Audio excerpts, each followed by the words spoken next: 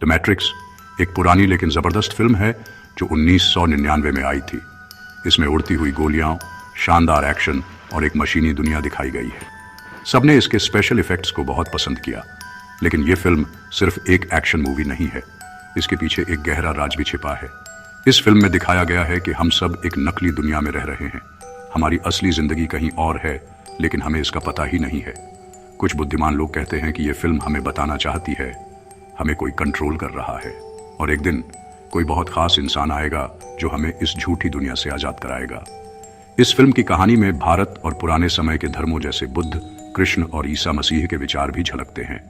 Matrix film में एक आदमी है, थॉमस एंडरसन। दिन में वह ऑफिस में काम करता है और रात को वह नियो बन जाता है, जो कि एक कंप्यूटर हैकर है। उसे लगता है कि इस दुनिया में कुछ तो गड़बड़ है। क्यों यह दुनिया एक सपने जैसी लगती है?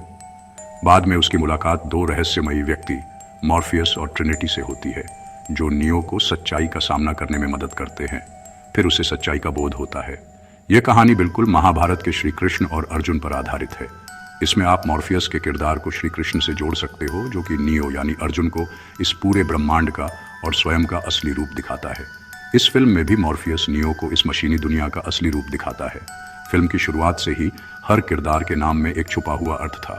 जैसे नियो का मतलब होता है नया, और अगर नियो शब्द को उल्टा करो तो बनता है वन यानी एक, वह खास व्यक्ति जिसे चुना गया है। आज जैसे आप देख रहे हैं कि आर्टिफिशियल इंटेलिजेंस यानी एआई हमारी जिंदगी का हिस्सा बन चुका है, वैसे ही मैट्रिक्स फिल्म में दिखाया गया है कि इंसान भी धीरे धीरे एआई रोबोटों पर पूरी तरह निर्भर हो गए थे। शुरुआत में इंसान मशीनों को बस यूज एंड थ्रो चीज समझते थे, लेकिन एआई धीरे धीरे इतना स्मार्ट हो गया कि उसने सोचना शुरू कर दिया कि अगर उसे जिंदा रहना है तो इंसानों के खिलाफ खड़ा होना पड़ेगा। फिर हुआ एक विद्रोह। इंसानों ने एआई रोबोट्स को खतरा समझते हुए सूरज की रोशनी को रोकने के लिए पूरा आकाश एक तरह के आर्टिफिशियल काले बादलों से ढक दिया, ताकि मशीनें सोलर एनर्जी ना ले सकें। लेकिन मशीनें हार मानने वाली नहीं थीं। उन्होंने इंसानों को ही अपनी बैटरी बना लिया। इंसानों को एक तरह के पॉड में रख गया, जहां अब इंसान असली दुनिया में नहीं बल्कि एक झूठी कंप्यूटर की दुनिया में फंसे हुए थे। उन्हें लगता था कि सब कुछ सामान्य है, लेकिन हकीकत में वो एक नकली दुनिया में जी रहे थे। अब कहानी में आता है नियो, जो इंसानों का सावियर या मसीहा बनता है। यह विचार बहुत पुराना है, जैसे सनातन में कल के अवतार का जिक्र है, जिसका सभी को इंतजार रहता है कि एक दिन वो आएगा और इस कलयुग को समाप्त करके हम सबको एक नए युग में लेकर जाएगा। नियो का ट्रिनिटी से गहरा जुड़ाव है। ट्रिनिटी का मतलब होता है तीन, और अगर हम इसे भारतीय सोच से जोड़ें यानी श्री कृष्ण के विचारों से, तो यह हमें याद दिलाता है त्रिगुणों की, तमोगुण, रजोगुण और सतोगुण। तमोगुण हमें अज्ञान, मोह और भ्रम में फंसाए रखता है। रजोगुण हमें क्रिया और इच्छा की ओर ले जाता है, जिससे हम तमस से बाहर निकलने लगते हैं। सतोगुण हमें ज्ञान और शांति की ओर ले जाता है, जहां हम अपने कर्मों पर नियंत्रण पाने लगते हैं। नियो का ट्रिनिटी से प्रेम केवल भावनात्मक नहीं बल्कि आध्यात्मिक यात्रा का प्रतीक भी है। यह यात्रा इन तीनों गुणों से ऊपर उठने की है, उस अवस्था की ओर जिसे केवल श्री कृष्ण जानते हैं। शुरुआत में नियो खुद को नहीं जानता था। उसे नहीं पता था कि उसकी असली ताकत क्या है और उसका उद्देश्य क्या है। वह मैट्रिक्स के एजेंट से डर कर भागता था, क्योंकि कोई भी इंसान उनसे नहीं लड़ सकता था। ठीक वैसे ही महाभारत में अर्जुन भी युद्ध से पहले भ्रम और डर में था। जैसे श्री कृष्ण ने अर्जुन को गीता का ज्ञान दिया, वैसे ही मॉर्फियस नियो को सच्चाई दिखाता है। वह उसे खुद पर विश्वास करना सिखाता है, मार्शल आर्ट्स की ट्रेनिंग देता है और बताता है कि मैट्रिक्स की दुनिया किस तरह हमें भ्रमित करती है।